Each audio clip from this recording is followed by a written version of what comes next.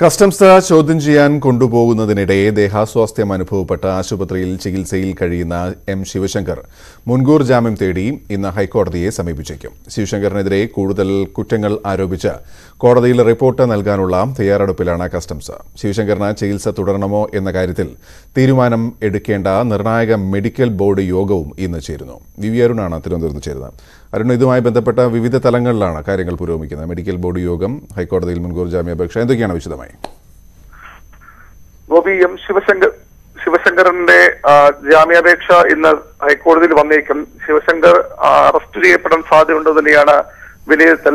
ജാമ്യാപേക്ഷ ഒരുപക്ഷെ കോടതിയിൽ എത്തുന്നതിന് മുമ്പ് ശിവശങ്കറിനെ കസ്റ്റംസ് അറസ്റ്റ് ചെയ്യാനുള്ള സാധ്യതയും തള്ളിക്കളയാനാകില്ല. അത്ര നീക്കങ്ങളും കസ്റ്റംസിന്റെ ഭാഗത്ത് ഉണ്ട് എന്നാണ് ലഭിക്കുന്ന വിവരം.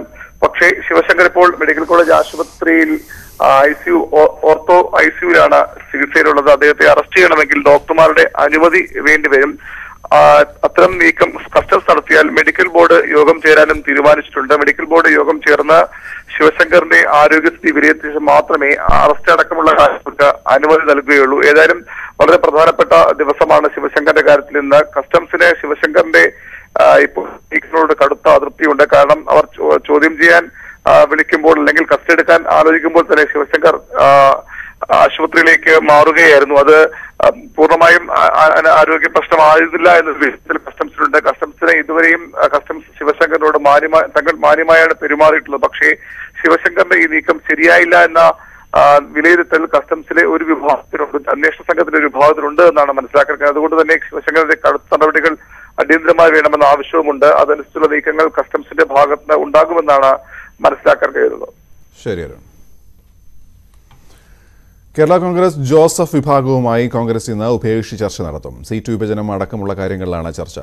അതേസമയം ജില്ലാ UDF പുനഃസംഘടനയിൽ ജോസഫ് വിഭാഗത്തിന് ഭിന്നത രൂക്ഷമായി. തദ്ദേശ തെരഞ്ഞെടുപ്പിലെ സീറ്റ് വിഭജനമാണ് പ്രധാന അജണ്ട. നിയമസഭയിൽ വേണ്ട സീറ്റുകളെക്കുറിച്ചും ജോസഫ് വിഭാഗം അവകാശവാദമുന്നയിക്കും. കഴിഞ്ഞ തവണ മാണി വിഭാഗം മത്സരിച്ച 15 സീറ്റുകളും വേണമെന്ന് PJ ജോസഫ് പരസ്യമായി ആവശ്യപ്പെട്ടിരുന്നു.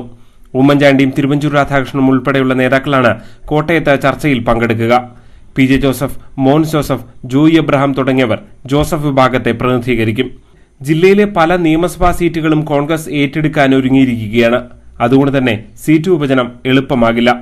അതേസമയം UDF ജില്ലാ ചെയർമാൻമാരെ നിയമിച്ചതിൽ ജോസഫ് വിഭാഗത്തിൽ ഭിന്നത പുകയുകയാണ്. പതിവനുസരിച്ച് കോട്ടയം ജില്ലാ ചെയർമാൻ സ്ഥാനം ജില്ലാ പ്രസിഡന്റ് സജി മഞ്ഞക്കടമ്പലിനായിരുന്നു ലഭിക്കേണ്ടത്. സജിക്ക് പകരം സംസ്ഥാന UDF യോഗത്തിലെ അംഗമായ മോൻസ് ജോസഫ് തന്നെ ജില്ലാ ചെയർമാൻ പദവി ഏറ്റെടുത്തതാണ് വിവാദമായത്. മാണി ഗ്രൂപ്പിൽ നിന്നും വന്ന ആളെ ജോസഫ് വിഭാഗം തടഞ്ഞത് ജോസ് കെ മാണി വിഭാഗവും ആയുധമാക്കും. പത്തനംതിട്ടയിൽ വിക്ടർ ടി തോമസിന്റെ പേര് PJ ജോസഫ് നൽകിയിട്ടും കോൺഗ്രസ് കൺവീനറാക്കി ഒതുക്കി. ഫലത്തിൽ 2 ചെയർമാൻമാരെ നൽകിയിരുന്നത് ഒന്നാക്കി ചുരുക്കിയെന്നർത്ഥം. ഭാവിയിൽ സീറ്റ് വിഭജനം ഇങ്ങനെ ആകുമോ എന്നാണ് കാത്തിരുന്ന് കാണേണ്ടത്. ന്യൂസ് 18 കോട്ടയം. വയനാട് MP രാഹുൽ ഗാന്ധി ഇന്ന് കേരളത്തിലെത്തും. രാവിലെ 11:30 കരിപ്പൂർ വിമാനത്താവളത്തിലിറങ്ങുന്ന രാഹുൽ 12:30 മലപ്പുറം കലക്ട്രേറ്റിൽ നടക്കുന്ന കോവിഡ് അവലോകന യോഗത്തിൽ പങ്കെടുക്കും. മലപ്പുറം ഗസ്റ്റ് ഹൌസിൽ വെച്ച് നടക്കുന്ന വീടിന്റെ താക്കോൽദാന ചടങ്ങ് രാഹുൽ നിർവഹിക്കും. 2 മണിയോടെ കൽപ്പറ്റയ്ക്ക് തിരിക്കുന്ന രാഹുൽ നാളെ വയനാട് കലക്ട്രേറ്റിൽ ചേരുന്ന കോവിഡ് അവലോകന യോഗത്തിൽ പങ്കെടുക്കും. ബുധനാഴ്ച ഡൽഹിക്ക് മടങ്ങും. കഴിഞ്ഞ ജനുവരിയിലാണ് രാഹുൽ ഇതിനു മുൻപ് വയനാട്ടിലെത്തിയത്. നെല്ല് സംഭരണ ചുമതല ഏറ്റെടുക്കുന്നതിന് മുന്നോടിയായി സപ്ലൈകോവുമായി സഹകരണ സംഘങ്ങൾ ഇന്ന് കരാർ ഒപ്പുവയ്ക്കും. നാളെ മുതൽ നെല്ല് സംഭരണം തുടങ്ങുമെന്നാണ് ഭക്ഷ്യമന്ത്രി കർഷകർക്ക് നൽകിയിട്ടുള്ള ഉറപ്പ്. നെല്ല് സംഭരണം വൈകിയത് മൂലമുള്ള കർഷകരുടെ പ്രതിസന്ധി ന്യൂസ് 18 പുറത്തുവിട്ടത്. പാലക്കാട് ജില്ലയിലെ 35 സഹകരണ സംഘങ്ങളാണ് നെല്ല് സംഭരണ ചുമതല ഏറ്റെടുക്കാൻ മുന്നോട്ട് വന്നിട്ടുള്ളത്. ഈ സംഘങ്ങളുമായാണ് സപ്ലൈകോ കരാറിൽ ഏർപ്പെടുക. കരാർ നിലവിൽ വരുന്നതോടെ നാളെ മുതൽ വിവിധ പാടശേഖരങ്ങളിൽ നിന്നും സഹകരണ സംഘങ്ങൾ നെല്ല് സംഭരിച്ചു തുടങ്ങുമെന്ന് അധികൃതർ വ്യക്തമാക്കി. കൊയ്ത്ത് തുടങ്ങി 1 മാസമായിട്ടും നെല്ല് സംഭരിക്കാത്തത് കർഷകരെ ദുരിതത്തിലാക്കിയിരുന്നു. റോഡരികിലും വീട്ടുമുറ്റത്തും വീടിനകത്തുമെല്ലാം നെല്ല് കൂട്ടിയിട്ട് വലഞ്ഞ കർഷകരുടെ ദുരിതം ന്യൂസ് 18 പുറത്തുവിട്ടതോടെ ഭക്ഷ്യമന്ത്രി പാലക്കാടെത്തി ഉദ്യോഗസ്ഥരുമായും സഹകരണ സംഘങ്ങളുമായും ചർച്ച നടത്തി. ഇതേ തുടർന്നാണ് നാളെ മുതൽ സഹകരണ സംഘങ്ങൾ നെല്ല് സംഭരിച്ചു തുടങ്ങുമെന്ന് മന്ത്രി ഉറപ്പു നൽകിയത്. നെല്ല് സംഭരണ വിഷയത്തിൽ ശാശ്വത പരിഹാരത്തിന് നടപടി സ്വീകരിക്കുമെന്നും മന്ത്രി പറഞ്ഞു. സപ്ലൈകോ നേരിട്ട് നെല്ല് ലിഫ്റ്റ് ചെയ്യാൻ തീരുമാനിച്ചിട്ടുണ്ട്. അതോടൊപ്പം 35 സഹകരണ സംഘങ്ങൾ ഇവിടെ പാലക്കാട് മാത്രം നെല്ല് സംഭരണത്തിൽ ഏർപ്പെടാൻ സന്നദ്ധത പ്രകടിപ്പിച്ച് മുന്നോട്ട് വന്നിട്ടുണ്ട്. അവർക്ക് സ്വന്തമായി ഗോഡൗൺ ഉള്ളവരുണ്ട്, ഗോഡൗൺ മറ്റ് അവർ വാടകയ്ക്ക് എടുക്കുന്നുമുണ്ട്. തിങ്കളാഴ്ച അവർ സപ്ലൈക്കുമായി എഗ്രിമെന്റ് വയ്ക്കും. സഹകരണ സംഘങ്ങൾ സംഭരിക്കുന്ന നെല്ല് ആദ്യഘട്ടത്തിൽ കഞ്ചിക്കോട് കിൻഫ്ര പാർക്കിലും ആലത്തൂർ വെയർഹൌസിംഗ് കോർപ്പറേഷൻ ഗോഡൌണിലും സൂക്ഷിക്കും. നെല്ല് അരിയാക്കുന്ന കാര്യത്തിൽ പിന്നീട് നടപടി സ്വീകരിക്കും. സർക്കാരുമായുള്ള തർക്കത്തെ തുടർന്ന് നെല്ല് സംഭരണത്തിൽ നിന്ന് സ്വകാര്യ മില്ലുകൾ വിട്ടുനിന്നതോടെയാണ് പ്രതിസന്ധിക്ക് കാരണമായത്. ന്യൂസ് 18 പാലക്കാട്. മാർത്തോമ സഭാ മേധാവി ഡോക്ടർ ജോസഫ് മാർത്തോമ മെത്രാപ്പൊലീത്തയുടെ സംസ്കാര ചടങ്ങുകൾ ഇന്ന് തിരുവല്ല മാർത്തോമ ആസ്ഥാനത്ത് സംസ്കാര ചടങ്ങുകൾ. സഭാസ്ഥാനമായ പുലാത്തിൽ സെന്ററിൽ ഇന്ന് ഉച്ചയ്ക്ക് 2 മണിയോടെ പൊതുജനങ്ങൾക്ക് അന്തിമോപചാരം അർപ്പിക്കാൻ അവസരമുണ്ടാവും. കോവിഡ് പ്രോട്ടോകോൾ പാലിച്ചാവും പൊതുദർശനം. ഡോക്ടർ ഗീവർഗീസ് മാർ തിയോഡോഷ്യസ് സഫർഗ്രൻ മെത്രാപ്പൊലീത്തയുടെ മുഖ്യ കാർമ്മികത്വത്തിലാണ് സംസ്കാര ശുശ്രൂഷകൾ.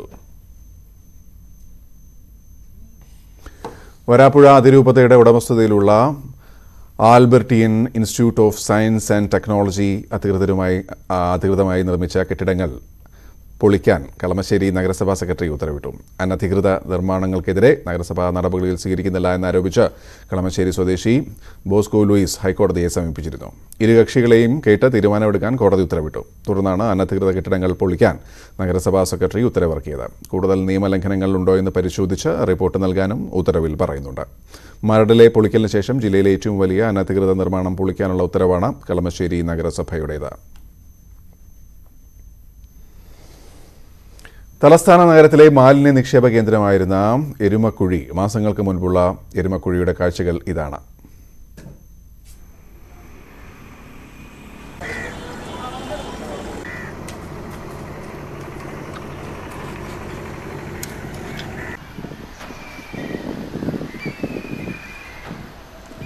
ഇന്ന് മാലിന്യം വലിച്ചെറിയുന്ന കേന്ദ്രമല്ല എരുമക്കുഴി. കോർപ്പറേഷന്റെ ശ്രമഫലമായി എരുമക്കുഴി പൂന്തോട്ടമായി മാറിക്കഴിഞ്ഞു. മേയർ കെ ശ്രീകുമാറിനൊപ്പം ഉമേഷ് ബാലകൃഷ്ണൻ ചേരുന്നു. ഉമേഷ്, 2 ദൃശ്യങ്ങളിൽ നിന്ന് തന്നെ കാര്യം വ്യക്തമാണ്. എന്തൊക്കെയായിരുന്നു അവിടുത്തെ ശ്രമങ്ങൾ? ഇനി എങ്ങനെയാവും ഇവിടെ?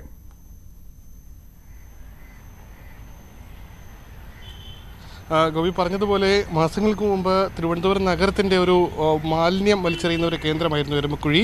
ചാല കമ്പോളത്തിൻ്റെ ഏറ്റവും പിറകു ഭാഗത്തായിട്ടായിരുന്നു ഈ മാലിന്യ കൂമ്പാരത്തിൻ്റെ കേന്ദ്രം നിലനിന്നിരുന്നത്.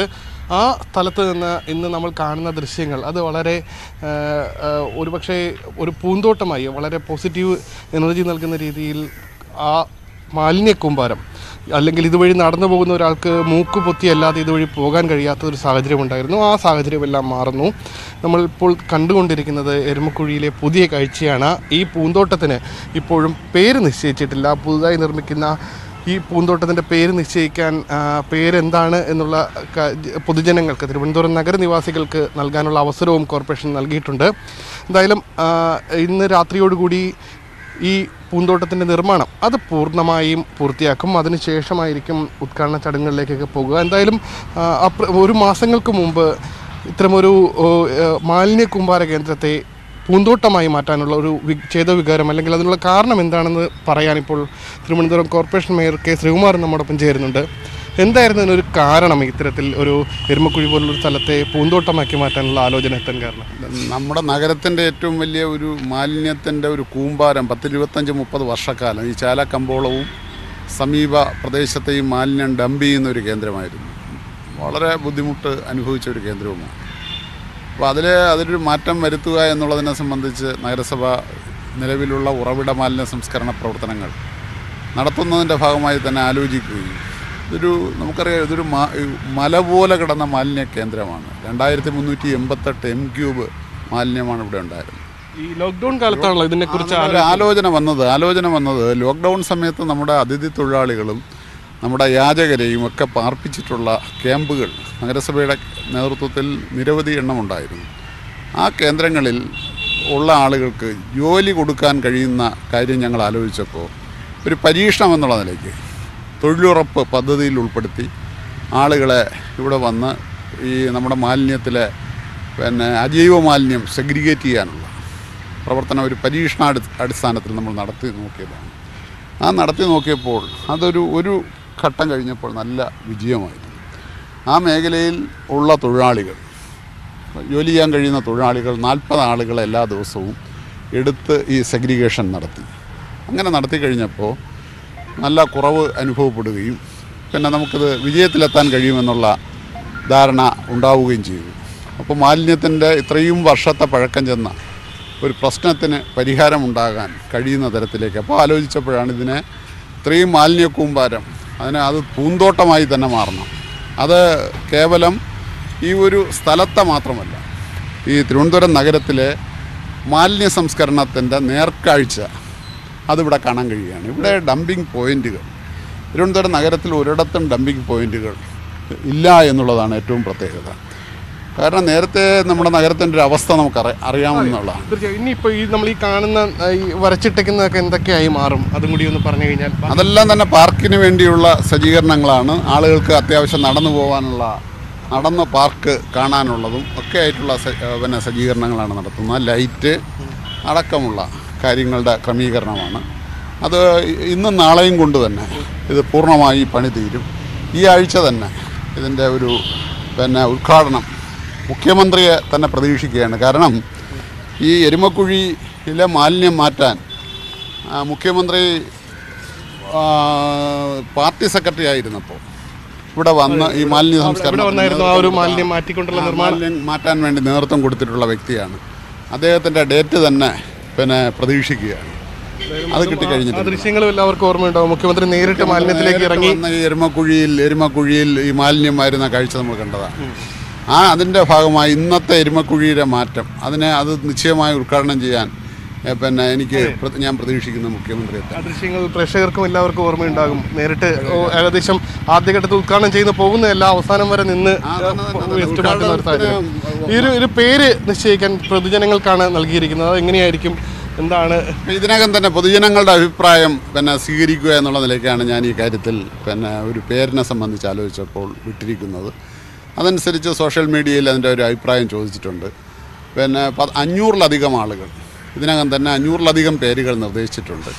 അതിൻ്റെ ഒരു സെലക്ഷൻ വരുന്ന ദിവസം തന്നെ ഉണ്ടാകും. എന്തായാലും വലിയൊരു തിരുവനന്തപുരം നഗര നിവാസികളുടെ പക്ഷേ അവരുടെ ഏറ്റവും കുറേ വർഷങ്ങളായുള്ള ഒരു നഗര കേന്ദ്രത്തിലുണ്ടായിരുന്ന ഒരു മാലിന്യ കൂമ്പാരം, അല്ലെങ്കിൽ ഈ നഗരത്തെ ഈ ദുർഗന്ധം കൊണ്ട്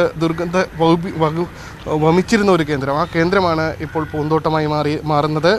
ഒരുപക്ഷെ 2 ദിവസം കഴിയുമ്പോൾ ഈ കാണുന്നത് പൂർണ്ണമായി ഒരു പൂന്തോട്ടമായി മാറും. അതിനുശേഷം എന്താണോ പേര് നിശ്ചയിക്കുന്നത് ആ പേര് ഇവിടെ പൂർണ്ണമായി എഴുതി കാണിക്കുകയും ചെയ്യും. ആ രീതിയിൽ ഒരു കൃത്യമായി ഒരു പൂന്തോട്ടമായി മാറി. ഈ എരുമക്കുഴിയുടെ പഴയ ദൃശ്യവും എരുമക്കുഴിയുടെ ഇപ്പോഴത്തെ ദൃശ്യവും പ്രദർശിപ്പിക്കുക എന്നുള്ളതാണ് ബോർഡ് കൊണ്ട് ഉദ്ദേശിക്കുന്നത്. ഇങ്ങനെയായിരുന്നു ഈ ഇവിടുത്തെ മാലിന്യ കൂമ്പാരം, എന്തായിരുന്നു, ഇന്നെങ്ങനെയാണ് എന്ന് ആളുകൾക്ക് തിരിച്ചറിയാൻ കഴിയുന്ന നിലയ്ക്കുള്ള ബോർഡ് കൊണ്ട് ഉദ്ദേശിക്കുന്നത് ആ നിലയ്ക്ക് ഒരു മാറ്റമാണ്. എന്തായാലും ഈ പ്രദേശവാസികളും തിരുവനന്തപുരം നഗര നിവാസികളും എല്ലാവരും കോർപ്പറേഷൻ്റെ ഈ പ്രവർത്തനത്തെ അഭിനന്ദിക്കും, അക്കാര്യത്തിൽ സംശയമില്ല. കാരണം ചാലിയിലേക്ക് വരുന്നവരും പോകുന്നവരും എല്ലാം കണ്ടിരുന്ന പ്രദേശമാണ് ഈ മാലിന്യ കൂമ്പാരം. എന്തായാലും അത് മാറിക്കഴിഞ്ഞു. ഗോപി, എന്തായാലും 2 ദിവസം കഴിയുമ്പോൾ ഈ സാഹചര്യം പൂർണ്ണമായി മാറി പൂർണ്ണമായ ഒരു പൂന്തോട്ടമായി എരുമക്കുഴി മാറും. പുതിയ പേരും ഈ പ്രദേശത്തിന് വരും. ഈ ഒരു രീതിയിലേക്ക്, അല്ലെങ്കിൽ തിരുവനന്തപുരം നഗരത്തിന്റെ ഒരു പ്രധാന കേന്ദ്രമായി അദ്ദേഹം പറഞ്ഞതുപോലെ തന്നെ എരുമക്കുഴിയുടെ പഴയ വിഷ്വൽസും ഇപ്പോൾ ഈ പുതിയ വിഷ്വൽസുമാണ് നമ്മളും ടെലിവിഷനിൽ കാണിച്ചുകൊണ്ടിരുന്നത്. അതുകൊണ്ട് തന്നെ പ്രേക്ഷകർക്ക് കൃത്യമായി മനസ്സിലാവും എങ്ങനെ ഒരു മാലിന്യ കൂമ്പാരം ഒരു പൂന്തോട്ടമായി മാറി എന്നുള്ളത്. ഒരു വളരെ നല്ല പോസിറ്റീവായ വാർത്ത. നമ്മൾ കൂടുതൽ വാർത്തകൾക്കും വിശദാംശങ്ങൾക്കും മലയാളം. വാളയാറിൽ വ്യാജമദ്യം കഴിച്ച് 3 പേർ മരിച്ചു. പറ്റിയക്കൂട് ആദിവാസി കോളനി നിവാസികളാണ് മരിച്ചത്. പ്രസാദ് ചേരുന്നു. പ്രസാദ്, എന്താണ് സംഭവം? ഗോപി, ഇന്നലെ 3 സമയങ്ങളിലായാണ് ഈ 3 മരണവും നടന്നിട്ടുള്ളത്. ആദ്യം ഇന്നലെ 1:15 മരിച്ചിട്ടുള്ളത്. ഒരാൾ മരിച്ചിട്ടുള്ളത് പൈറ്റുകാട് ആദിവാസി കോളനിയിലെ അയ്യപ്പൻ 1:15 അദ്ദേഹത്തിന്റെ വീട്ടിൽ വെച്ച് മരിച്ചു. അത് പിന്നീട് വൈകിട്ട് 6:45 ഇന്നലെ 6:45 രാമൻ ആണ് മരിച്ചിട്ടുള്ളത്. ഇന്ന് രാവിലെ ശിവൻ വീട്ടിൽ മരിച്ച നിലയിൽ കണ്ടെത്തി. ഇതോടുകൂടിയാണ് ഇത് വ്യാജമദ്യ ദുരന്തമാണ് എന്ന നിലയിലേക്ക് സംശയങ്ങൾ പോകുന്നത്. കാരണം ഇവർ 3 പേരും വാറ്റുചാരായം കഴിച്ചിരുന്നു എന്നുള്ളതാണ് ആ പ്രദേശത്തു നിന്നുള്ള ആളുകൾ പറയുന്നത്.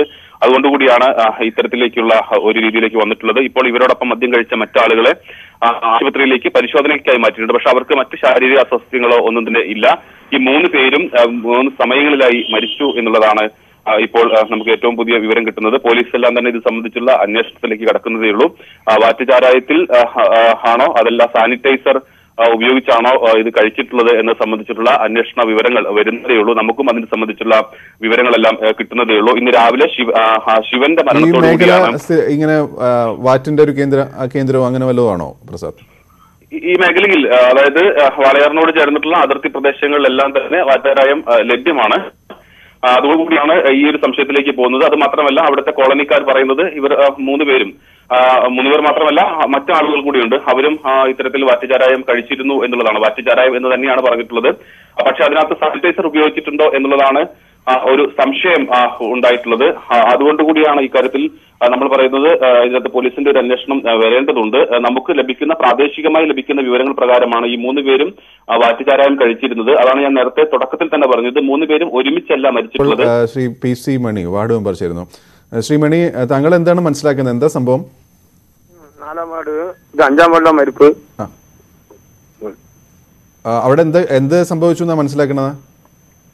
സംഭവിച്ചത് ഇന്നലെ രാമൻ പറഞ്ഞ രാത്രി മരിച്ചിട്ടുണ്ടായിരുന്നു. മിനിങ്ങാന്ന് ഇന്നലെ രാവിലെ നോക്കുമ്പോൾ രാമൻ മരിച്ചിട്ടുണ്ടായിരുന്നു. 2-ാം മുറി പിന്നെ മർദ്ദനം കഴിഞ്ഞ് 1 മണിക്ക് വരുമ്പോ അയ്യപ്പൻ പറഞ്ഞ ആൾ മരിച്ചിട്ടുണ്ടായിരുന്നു. അപ്പൊ ഇവർക്ക് സംശയം എന്തായാലും വാറ്റി ചാറായത്തിന്റെ ആണെന്ന് പറഞ്ഞു. ഇന്നലെ വൈകുന്നേരം 2 ആസ്പത്രിക്ക് കൊണ്ടുപോകാൻ വേണ്ടി വണ്ടി കയറ്റി അണുമൂള കയറ്റിയപ്പോ ശിവൻ കയറിയില്ല. ഇന്ന് രാവിലെ എടുത്ത് നോക്കുമ്പോൾ ശിവൻ മരിച്ച കട്ടിലേക്ക് കിടക്കും. അപ്പോൾ സാധാരണ ഇത്തരം മദ്യമൊക്കെ ആണെങ്കിൽ ചില ലക്ഷണങ്ങളൊക്കെ കാണിക്കില്ലേ? ഛർദി, കണ്ണ് കാണായ, അങ്ങനെയുള്ള പ്രശ്നങ്ങളൊക്കെ ഉണ്ടായിരുന്നു അവർക്ക്? ഇല്ല, ഉണ്ടായിരുന്നില്ല. 3 പേരും 3 സമയത്താണ് മരിച്ചത് അല്ലേ? 3 പേര് 3 സമയത്ത്. പോലീസുകാർ വന്നിട്ടുണ്ടായിരുന്നു. ഓക്കെ. ശ്രീ മണിയാണ് പ്രതികരിച്ചത്. പ്രസാദ്, അദ്ദേഹം പറയുന്നതനുസരിച്ചാണെങ്കിൽ കുറച്ചും കൂടി അന്വേഷണത്തിൽ വ്യക്തത വേണ്ടി വരും അല്ലേ? ഏതായാലും മദ്യമാണോ എന്നുള്ളത്, കാരണം ലക്ഷണങ്ങളൊന്നും കാണിച്ചില്ല എന്നാണ് പറയുന്നത്. പ്രസാദ്, ഈ മരണം 3 സമയങ്ങളിലാണ് മരിച്ചത്. വാർത്തയുടെ തുടക്കത്തിൽ തന്നെ ഞാൻ അതാണ് സൂചിപ്പിച്ചത്. കാരണം ആളുകൾക്ക് അത്തരത്തിലൊരു തെറ്റിദ്ധാരണ വേണ്ട.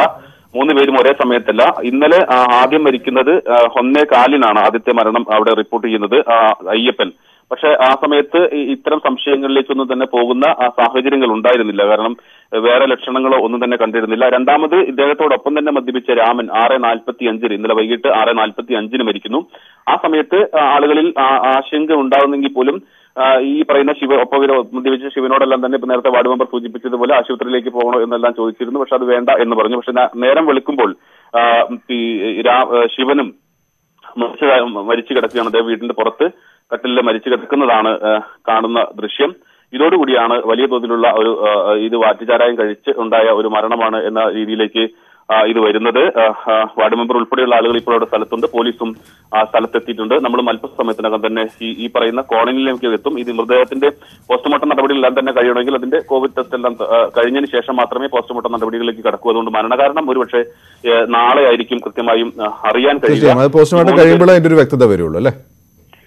തീർച്ചയായിട്ടും പോസ്റ്റ്മോർട്ടം കഴിയുമ്പോൾ മാത്രമാണ് നമുക്ക് എന്താണ് അതിന്റെ മരണകാരണം എന്നുള്ളത് അറിയാൻ കഴിയുക. ഇപ്പോഴത്തെ സാഹചര്യങ്ങൾ എന്ന് പറയുന്നത് നേരത്തെ സൂചിപ്പിച്ചതുപോലെ ഇതാണ്. ഇവർ ഒരുമിച്ച് മദ്യപിച്ചിരുന്നു എന്നുള്ളതാണ്, വാറ്റുചാരായം കഴിച്ചിരുന്നു എന്നുള്ളതാണ്. ഈ ഒരു സാഹചര്യത്തിൽ ഇവരോടൊപ്പം മദ്യപിച്ചിരുന്ന അല്ലെങ്കിൽ ആ സമീപത്ത് നിന്ന് മദ്യപിച്ചിരുന്ന ആളുകളോടെല്ലാം തന്നെ ആശുപത്രിയിൽ പോയി ചികിത്സ തേടാൻ പറഞ്ഞിട്ടുണ്ട്. പക്ഷെ അവർക്കൊന്നും മറ്റ് ശാരീരിക അസ്വാസ്ഥ്യങ്ങളോ ഒന്നും തന്നെ ഇല്ല എന്നുള്ളതാണ് അവിടെയുള്ള ആളുകളും പറയുന്നത്. എങ്കിലും ഇങ്ങനൊരു സംഭവം ഉണ്ടായ സാഹചര്യത്തിൽ കൂടിയാണ് ഇത്തരത്തിലുള്ള ഒരു പരിശോധന നടത്തുന്നത് എന്നുള്ളതാണ് വാർഡ് മെമ്പർ ഉൾപ്പെടെയുള്ള ആളുകൾ പറയുന്നത്. പോലീസിന്റെ അന്വേഷണം തുടങ്ങുന്നതേയുള്ളൂ. തീർച്ചയായും പ്രസാദാണ് ലഭ്യമായ വിവരങ്ങൾ നൽകിയത്. സ്വാഭാവികമായിട്ടും അദ്ദേഹം പറഞ്ഞ പോലെ പോലീസ് അവിടെ എത്തിയിട്ടുണ്ട്, മറ്റ് ജനപ്രതിനിധികൾ അവിടെ എത്തിയിട്ടുണ്ട്. കൂടുതൽ വിശദാംശങ്ങൾ കിട്ടുന്നവർക്ക് നമുക്ക് ഇതിലേക്ക് വരാം. സംസ്ഥാനത്ത് ആവശ്യത്തിന് വെന്റിലേറ്ററുകളും ICU കിടക്കകളും ഉണ്ടെന്ന് ആരോഗ്യമന്ത്രി. സർക്കാർ സ്വകാര്യ ആശുപത്രികളിലായി 3500-ലധികം വെന്റിലേറ്ററുകളും 8500-ലധികം ICUകളും ഇപ്പോഴും ഒഴിവുണ്ട്. ഓക്സിജൻ ലഭ്യതയിൽ ക്ഷാമം ഉണ്ടാവില്ല എന്നും ആരോഗ്യമന്ത്രി അറിയിച്ചു. ഭക്ഷണം മോശമായെന്ന് ആരോപിച്ച് കോഴിക്കോട് ബീച്ച് ആശുപത്രിയിൽ കോവിഡ് രോഗികളുടെ പ്രതിഷേധം. ലഭിക്കുന്ന ഭക്ഷണം അപര്യാപ്തവും ഗുണനിലവാരമില്ലാത്തതുമാണെന്നാണ് പരാതി. പരാതിയിൽ ശ്രദ്ധയിൽപ്പെട്ടിരുന്നു എന്നും പരിഹരിക്കുമെന്നും ആശുപത്രി അധികൃതർ പറഞ്ഞു. ഇപ്പോൾ ആ ബാത്റൂമില്ല, അവിടെ ടോയ്ലറ്റാണ് ഈ പാത്രങ്ങളൊക്കെ കിട്ടുന്നത്. ഈ പാത്രമൊക്കെ ക്ലീൻ കച്ചറ അങ്ങനത്തെ എത്ര ദിവസങ്ങളായിട്ട് ഞങ്ങൾ വീഡിയോ എടുത്തൊക്കെ വെച്ചിട്ടുണ്ട്. നിങ്ങൾ വന്ന് നോക്കി ഒരു ഡോക്ടറെ വിളിച്ച് കാണിച്ചിട്ടുണ്ട്. രാവിലെ ഇഡ്ഡലി, ഉച്ചയ്ക്ക് ചോറും കറിയും, വൈകിട്ട് ചപ്പാത്തി. മെനു ഇങ്ങനെയാണെങ്കിലും ലഭിക്കുന്ന ഭക്ഷണം ആരോഗ്യം നിലനിർത്താൻ അപര്യാപ്തമാണെന്നാണ് കോഴിക്കോട് ബീച്ച് ആശുപത്രിയിലെ കോവിഡ് രോഗികളുടെ പരാതി. ഇന്നലെ വൈകിട്ട് രോഗികൾ പ്രതിഷേധവുമായി വാർഡിന് മുന്നിൽ തടിച്ചുകൂടി ബഹളമുണ്ടാക്കി. ഇന്നലെ രാവിലെ കെട്ടപാല് വെച്ചിട്ടാണ് ചായ കൊണ്ടുവന്നത്. എന്നിട്ട് കംപ്ലൈന്റ് പറഞ്ഞപ്പോ പറയണേ ആരും കുടിക്കരുത്, പാല് കംപ്ലൈന്റ് ആയിട്ട്.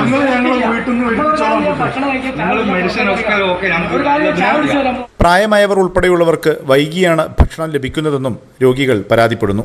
ക്വാറന്റൈൻ സെന്ററാണ്. ഇവിടെ ഭക്ഷണം വളരെ പരിതാപകരമായിട്ടാണ് നടക്കുന്നത്. ഇത് പാത്രം കഴുകുന്ന ഏരിയ ഭക്ഷണം ആളുകൾക്ക് കൊടുത്തിട്ട് ആ കണ്ടെയ്നറുകൾ ക്ലീൻ ചെയ്യുന്ന സ്ഥലങ്ങളായിരുന്നു. പാത്രങ്ങൾ ഇവിടെ നിന്നാണ് ഉണ്ടാക്കുന്നത്, ഇവിടെ നിന്നാണ് അറിയില്ല.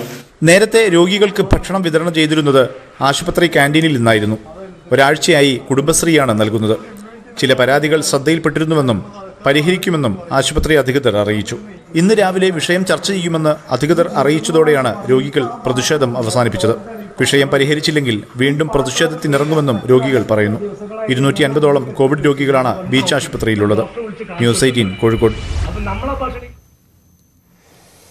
ലോകത്ത് കോവിഡ് ബാധിതരുടെ എണ്ണം 4 കോടി കടന്നു. 11,10,000-ത്തിലധികം പേരാണ് ഇതുവരെ മരിച്ചത്. അമേരിക്കയിൽ തെരഞ്ഞെടുപ്പ് റാലികൾക്ക് പിന്നാലെ കോവിഡ് കേസുകളുടെ എണ്ണത്തിൽ വൻ വർധനവുണ്ടായി. അതിനിടെ പ്രതിരോധ വാക്സിൻ കണ്ടുപിടിച്ചില്ലെങ്കിലും കുറച്ചു നാളുകൾക്ക് ശേഷം കോവിഡ് അപ്രത്യക്ഷമാകും എന്ന ട്രംപിന്റെ ട്വിറ്റർ നീക്കം ചെയ്തു. അസം മിസോറാം അതിർത്തിയിലെ സംഘർഷം ചർച്ച ചെയ്യാൻ കേന്ദ്ര ആഭ്യന്തര മന്ത്രാലയം വിളിച്ച യോഗം ഇന്ന് ചേരും. ഇരു സംസ്ഥാനങ്ങളിലെയും മുഖ്യമന്ത്രിമാർ യോഗത്തിൽ പങ്കെടുക്കും. അനുമതിയില്ലാതെ മിസോറാമിൽ നിന്ന് ആളുകൾ അസമിലേക്ക് കടക്കുന്നതിനെ ചൊല്ലിയുള്ള തർക്കമാണ് ചർച്ച ചെയ്യുന്നത്.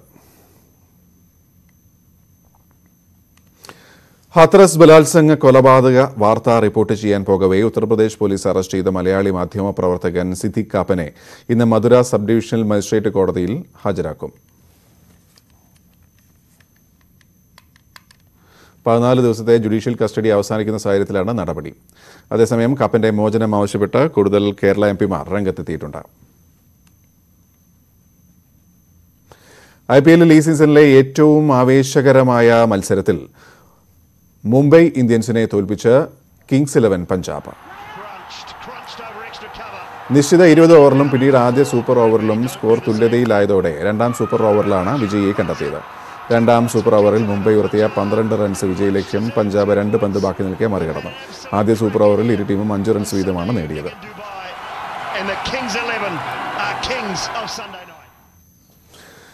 നവരാത്രി ആഘോഷങ്ങൾക്കും ആചാരങ്ങൾക്കും ചടങ്ങുകൾക്കും തുടക്കമായി. ഈ മഹാമാരിക്കാലത്ത് ആൾക്കൂട്ടമില്ലാതെ കോവിഡ് നിയന്ത്രണങ്ങൾ പാലിച്ചാണ് ചടങ്ങുകൾ പുരോഗമിക്കുന്നത്. വിവിധയിടങ്ങളിൽ നിന്നും കൊല്ലത്ത് നിന്നുള്ള കാഴ്ചയോടെ ഈ ബുള്ളറ്റിൻ പൂർണ്ണമാവുന്നു. നമസ്കാരം.